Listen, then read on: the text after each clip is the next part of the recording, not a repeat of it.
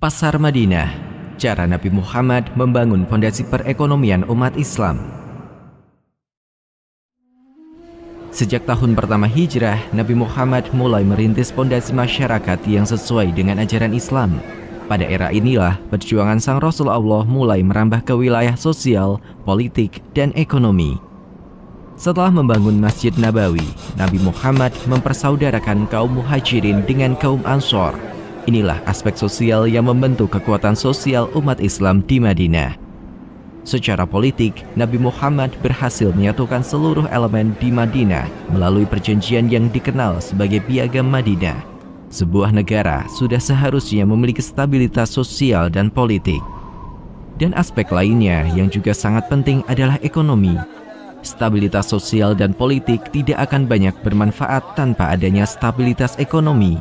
Nabi Muhammad menyadari sepenuhnya untuk mendukung keberlangsungan sebuah negara, maka sangat dibutuhkan sistem ekonomi yang adil. Selama ini, perekonomian Madinah dikuasai oleh kaum Yahudi dan pasar terbesar Madinah berada di pemukiman Bani Qainuqa. Para pedagang Yahudi yang mengendalikan harga seringkali berlaku curang. Melihat kondisi tersebut, Nabi Muhammad berinisiatif membangun pasar sendiri. Bukan sekedar pasar di lokasi yang baru, namun juga dalam bentuk interaksi jual-beli yang jujur dan adil. Sebelum mendirikan pasar, Nabi Muhammad dan beberapa sahabatnya sempat mengunjungi pasar An-Nabit. Namun, Nabi Muhammad melihat pasar tersebut tidak memenuhi syarat. Ini bukan pasar kalian. Nabi Muhammad kemudian menemukan sebuah lahan yang cocok untuk dijadikan pasar. Lahan tersebut berada di kawasan Baqi al-Zubair.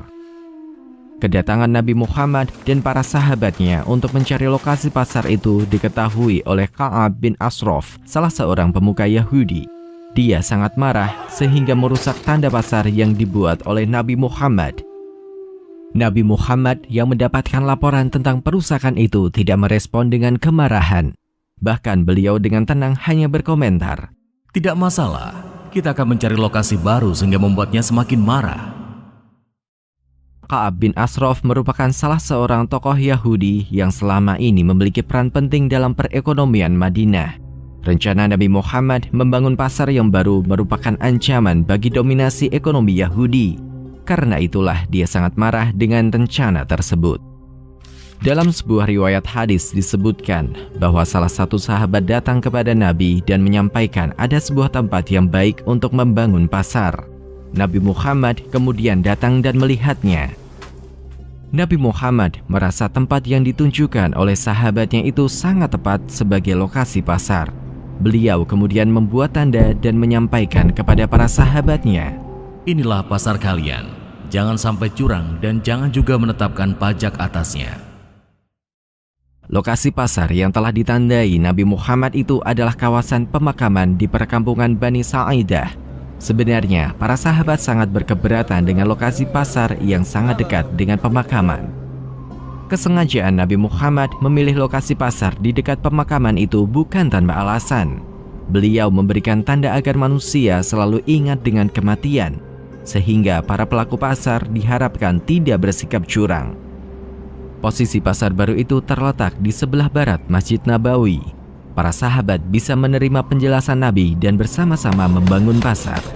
Nabi Muhammad juga menentukan langsung pembagian lokasi di dalam pasar untuk aktivitas jual beli. Pasar yang dibangun Nabi Muhammad dan para sahabatnya itu segera menjadi pusat perekonomian yang menantang dominasi Yahudi. Kaum Muhajirin dan Ansor berbondong-bondong melakukan transaksi di pasar tersebut. Pasar Madinah, begitulah pusat perekonomian tersebut kelak dikenal. Pada saat itu, pasar Madinah disebut juga sebagai pasar Baqi al-Khail. Lahannya sangat luas dan posisinya sangat strategis karena semua pendatang yang masuk Madinah pasti melewatinya. Para pedagang dan penyuplai barang tidak perlu melewati jalanan di dalam kota sehingga aktivitas warga tidak terganggu. Komoditas yang beredar di pasar Madinah meningkat dengan pesat. Berbagai jenis barang disuplai dari Thaif hingga Syria. Lambat laun, pasar Baqi al-Khail mulai mengambil alih pasar Qainuqa sebagai sentral ekonomi Madinah. Selain produk dari Madinah, pasar Baqi Al-Khoil juga terdapat berbagai jenis buah-buahan, madu, tepung, minyak samin yang datang dari Thaif. Sedangkan kain sutra, minyak wangi, obat-obatan, gula, misik, anbar, dan zanbak didatangkan dari Syria. Selain itu, juga masih dijumpai beberapa jenis komoditi sayuran seperti mentimun, labu, atau bawang. Pasar Baqi Al-Khoil juga menyediakan berbagai jenis persenjataan peralatan perang, pedang, tombak, busur, dan panah, baju besi, hingga berbagai jenis kebutuhan perang. Nabi Muhammad menerapkan beberapa kebijakan untuk memberikan kesempatan yang setara bagi para pedagangnya.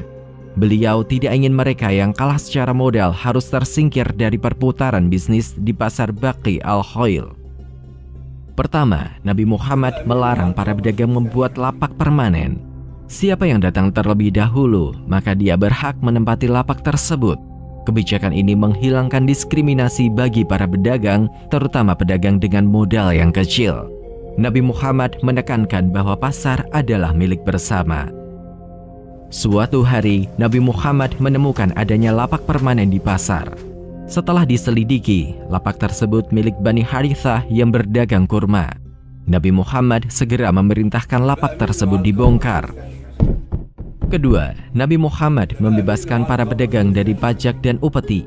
Kebijakan ini sangat menguntungkan para pedagang karena mereka tidak harus membayar retribusi pasar. Ketiga, Nabi Muhammad mendorong para pedagang dari luar Madinah untuk membawa kurma ke negeri mereka. Madinah merupakan daerah pertanian dengan hasil utama kurma. Nabi Muhammad seringkali mengawasi aktivitas perdagangan agar tidak terjadi kecurangan. Hingga suatu hari, Nabi Muhammad menemukan seorang pedagang yang menjual bahan makanan basah agar beratnya bertambah. Nabi Muhammad pun bersabda, "Siapa yang menipu, maka dia bukan golongan kami." Sikap Nabi Muhammad yang sering berkunjung ke pasar Baqi sempat menimbulkan kecaman dari kaum musyrikin.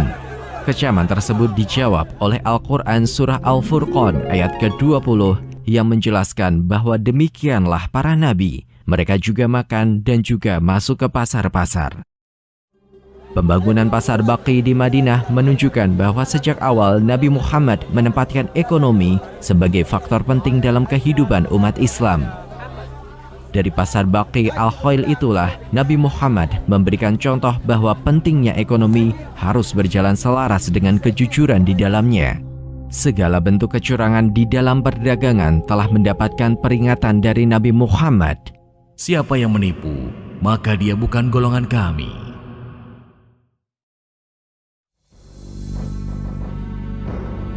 Penulis naskah Abdullah Hasan, ilustrator Yudi Toto, narator Dia Rashid Putra, musik Agus TM, editor Anggit Febrila, produser Haidar Ahmad Furqoni, diproduksi oleh Kastadi Sentra Media.